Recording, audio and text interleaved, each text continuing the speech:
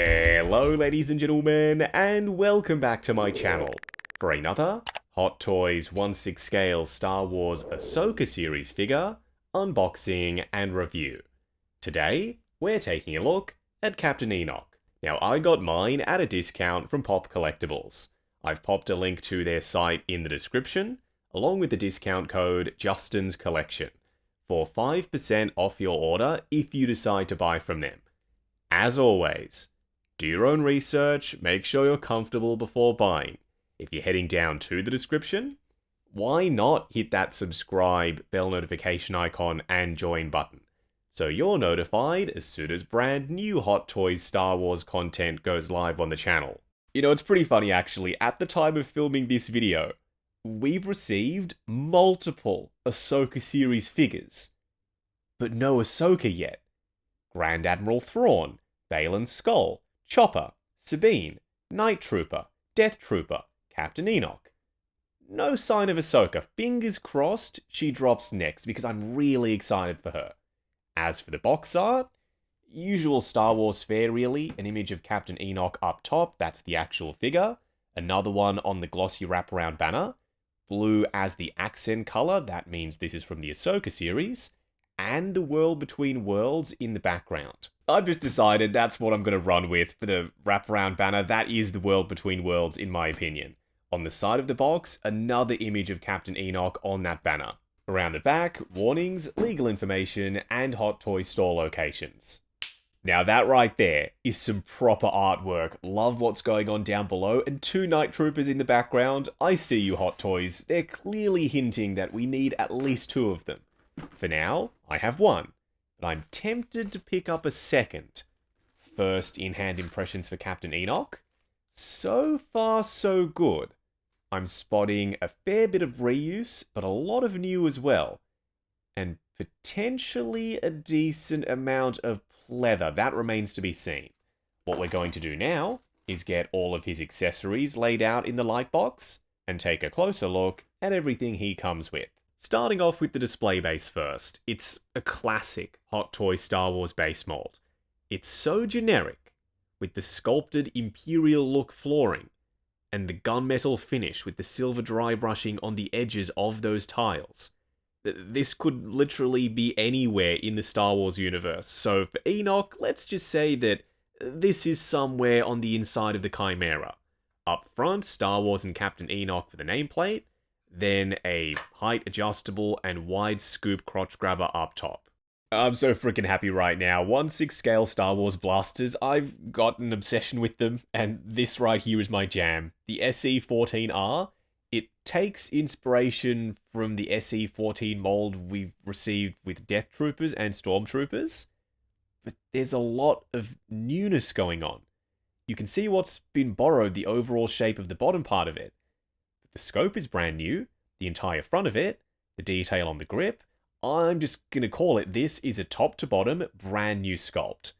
Then the paint applications. Gold, which is nice and shiny, but it's been dulled down with this brown wash over the top. Nothing moves on this. It would have been neat if the charging handle could have moved, but it's all static.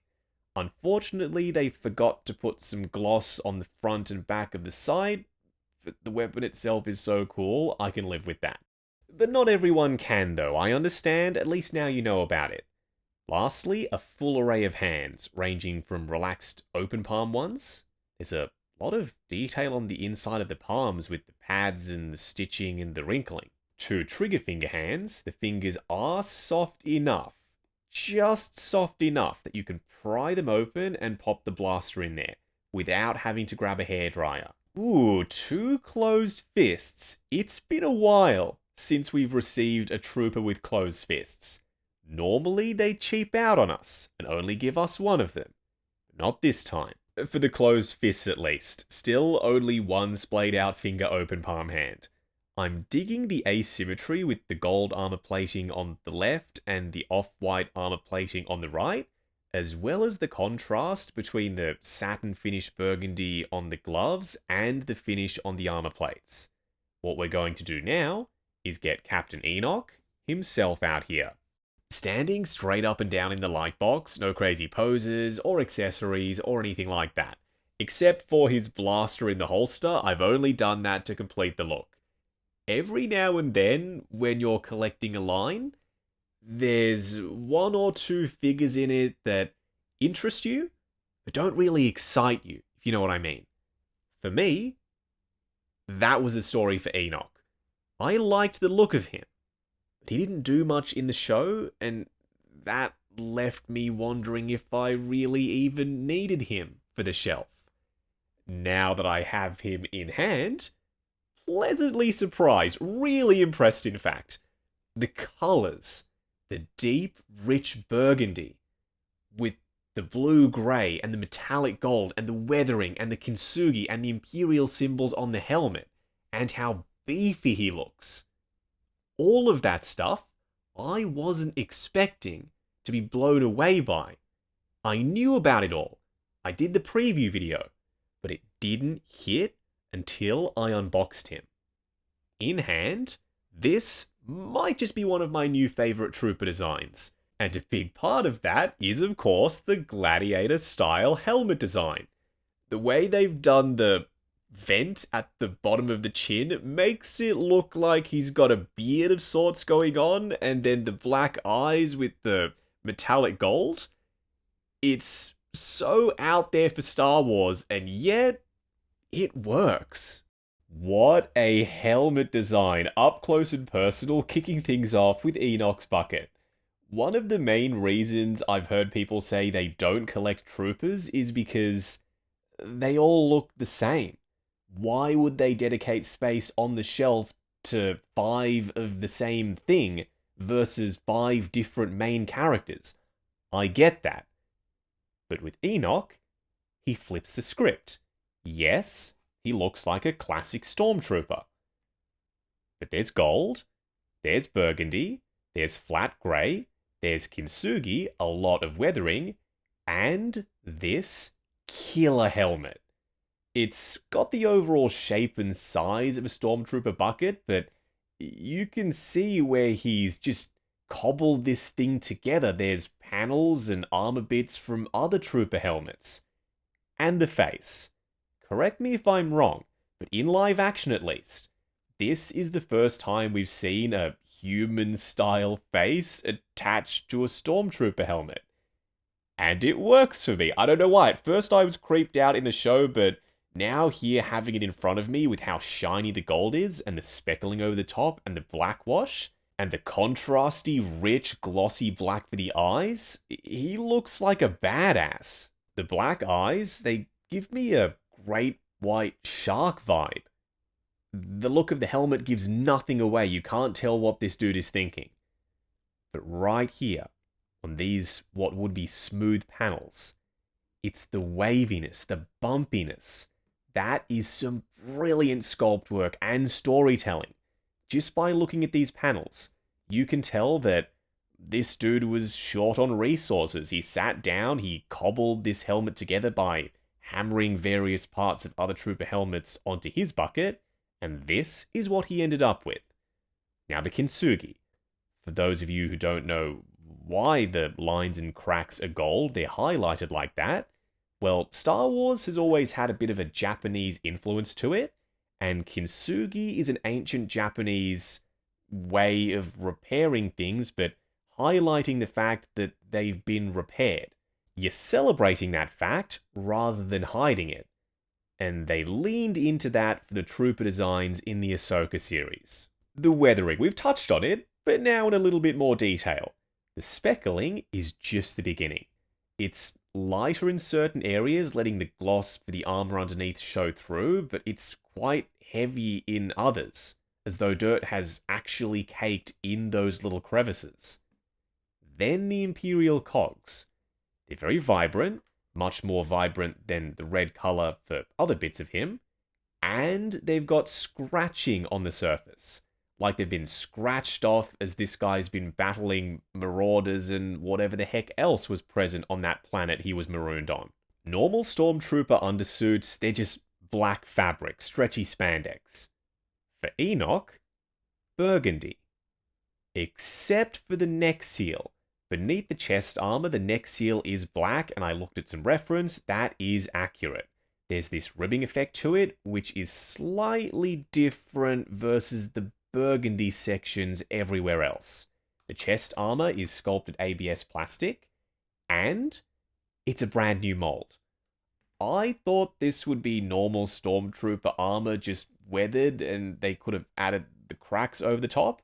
They didn't do that. Almost every single piece of armor is bespoke to Captain Enoch. Even versus the Night Trooper, the armor is different. They didn't copy and paste the armor from that piece because the Kintsugi cracks are sculpted, don't forget.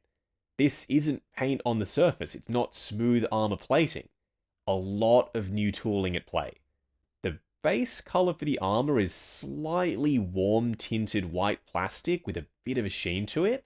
Then we've got the super shiny metallic gold, but dulled down by the speckling, the rust work over the top, and the bluish grey sections. The color breakup? It's not too much, it's not overdone. I've got no complaints with the placement of any of these colors, but that more so applies to the overall design by Disney versus what Hot Toys have done. They just recreated what was on screen. Okay, so far it's been a gush fest. I've been talking about how good the colours are, and the weathering, and the new sculpt work. Let's complain a little, not because I want to, but because I have to. I gave the belts, and the holster, and the karma pieces a bit of a smell. They smell like they could be real leather. But on Hot Toys' website, Sideshow's website, and the pre-order listing on Facebook, they don't mention genuine leather at all. So I reckon all of these bits, they're pleather. That's unfortunate because it means eventually they're going to degrade and they will flake on you. Not to mention the blaster does sit in the holster, but the charging handle bit sticks out really far and it puts a lot of pressure, you can see right there, on the inside of that holster. I'm going to pose my Enoch holding it, so not a big deal for me, but if you want that blaster in that holster, it's doable. Just know that it could accelerate the pleather peeling process with that much pressure on it. At least they've weathered the fabric bits. You can see some dirt and grime on these leather grain tabards, and on the belt, the straps, and the holster. Around the back, this is pure fabric. At first, I thought it was wired because it's looking a little funky right out of the box, but it's not the case. These bits are not wired. The armor does continue underneath it. These bits are black lined, and we've got this cross-hatch detail on the panels on either side of his hips. You can adjust most of this stuff to your liking, dial in the pose first, then situate all the fabric pieces. For those wondering if he's got regular Stormtrooper crotch armor on underneath the front skirt piece, he doesn't, but that might bode well for Articulation. We'll have to wait and see when we go over Articulation a little bit later. These thigh plates, they're adjustable and an asymmetrical design. Most of this stuff looks like classic Stormtrooper armor, but they've added the cracks for the Kintsugi. These are reuse. So the body underneath the outfit and the boots, they're the only bits of reuse that I can spot. I don't know if this is intentional or if it's a happy accident from mold degradation because they've used this sculpt way too many times, but the tread on the underside of the boots is looking a little bit soft. That works for this trooper because he's been stomping around on that barren planet and the soles on his boots have been destroyed. If that was intentional, love it. If it's, like I said, a happy accident, well, it still works for Enoch. For a quick side-by-side comparison, you can see it now, yeah? The differences between Enoch's armor and a regular TK-style Stormtrooper, granted that's the Rogue One look. But it's clear as for me. With them standing next to each other, yes, they're the same height, but Enoch's helmet is way smaller, making him look more in proportion, more modern almost. The chest armor, the pec placement, is lower. The ab armor, that's brand new. There's way more gold. The burgundy undersuit. The bluish grey sections. The karma/skirt. The belt. The holster. Way more visual interest on the left. Not to say that I don't like stormtroopers, you know I do. But if I had to pick between them, just one trooper from the Ahsoka line, I'm going with Enoch. Oh, I don't know now, actually. I said it, I know I said it. But the Death Trooper, the real Death Trooper, an actual zombie stormtrooper. Too cool not to have. I'm going to exclude this one because it's a zombie. Just out of regular troopers, Enoch is still my go-to. The Death Trooper towers over Captain Enoch. Oh, 100%. Enoch next to Thrawn. This is happening on my shelf in the collection. The juxtaposition of Thrawn's blue skin and then really pristine white Imperial outfit against Enoch's red accents and crack-riddled armor with the dirt and grime on it is awesome. They play off each other really nicely, where I was worried that was not going to be the case. Going over articulation, starting off with his bucket. Ball joint at the base of the neck, then the helmet sits on a double ball peg. Combined, looking forward to there, just watch out for paint rub as the helmet collides with the chest plate. Going back to there, more collision on the back of the helmet. Swivel and pivot side to side. Shoulder pads are on Velcro, you can take them off, dial in the pose for the arms first, then pop them back on if you want to. I prefer to leave them on, and you can tuck them underneath the PVC straps for the chest armor for a little bit more range. This time, with the undersuit not being spandex, he is more restricted, arms going out to there. Going forward and back on clicky ratchets, there's a butterfly joint at the shoulder that hinges up and down. Swivel at the bicep, double bend at the elbow, getting you to around 90 before the forearm guard collides with the bicep armor. Then for the wrist peg, it's a hinge and swivel. This is collision central right here, crunching forward to there, going back to there, but it gets pretty gappy. Swivel and pivot side to side. His legs on clicky ratchets will go forward to there. Maybe if you rotate the thigh armor, you can get one more click out of them. Yep. Going out to there on friction joints, not ratchets. Swivel at the upper thigh. Double bend at the knee on clicky ratchets, going past 90, but only just. Then for the ankles, split cut boot design and a double ball peg. You can move these pieces up to get a little bit more out of them. Forward and back, rotation, as well as plenty of ankle tilt. Don't forget to bring this piece back down and cover up the gap. Moving on to the 3 cool and 3 annoying things. The first annoying thing, I did a smell test. I think these bits are real leather, but they don't mention that. So for right now, I have to operate on the assumption that the belt, the holster, the straps, the bits for the karma, they're all made of pleather. And that means eventually they're going to degrade. The second annoying thing is, why is the undersuit not spandex? It's usually always spandex. The burgundy color of it might be the reason, but either way, it's not stretchy enough, so it severely restricts range of motion, especially at the arms. The third annoying thing is a very minor one, but I had to find something else to complain about. It's the wrist pegs.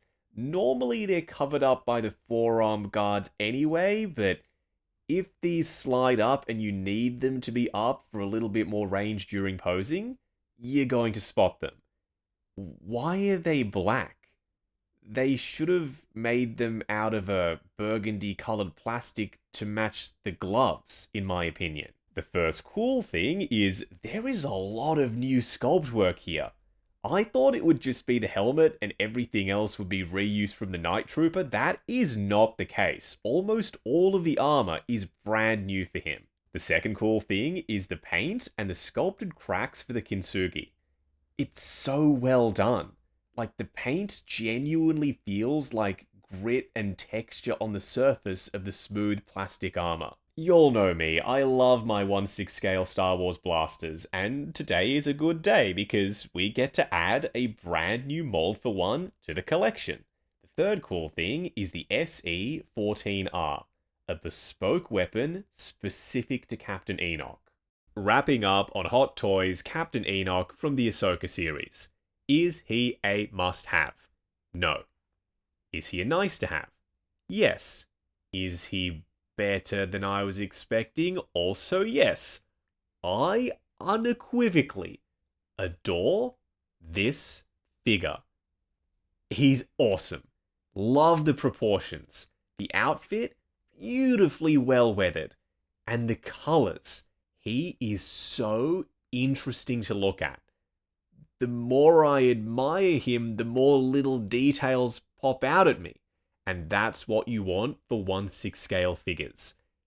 If you're on the fence about him, but you're thinking, oh, he looks pretty cool, maybe I should. Yes, you should. But only if you have space for him. And only if you like troopers. Because limited articulation, that's a thing. Pleather, potentially also a thing.